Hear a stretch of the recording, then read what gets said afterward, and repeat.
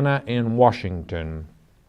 Thank you so much for your willingness to teach the Word as I believe it is meant to be taught.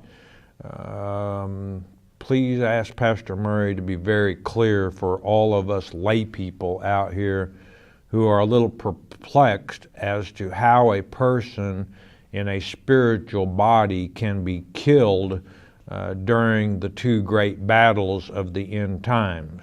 We understand the shortcomings of this physical body, but it's hard to grasp what can end a body that is not flesh and bones and blood. Well, there's only one thing that can end a body that is not flesh and bones and blood. It's called the lake of fire. That's called the second death, the death of the soul.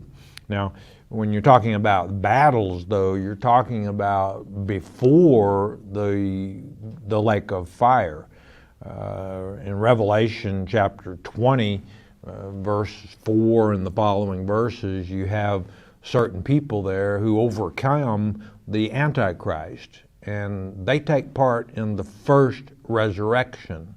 And the second death, the death of the soul, has no power over them.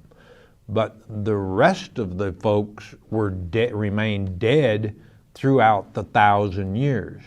Now, they're not in physical bodies, obviously, at that point, because Jesus Christ has returned and all take on their spiritual bodies. But they are dead because they are spiritually dead.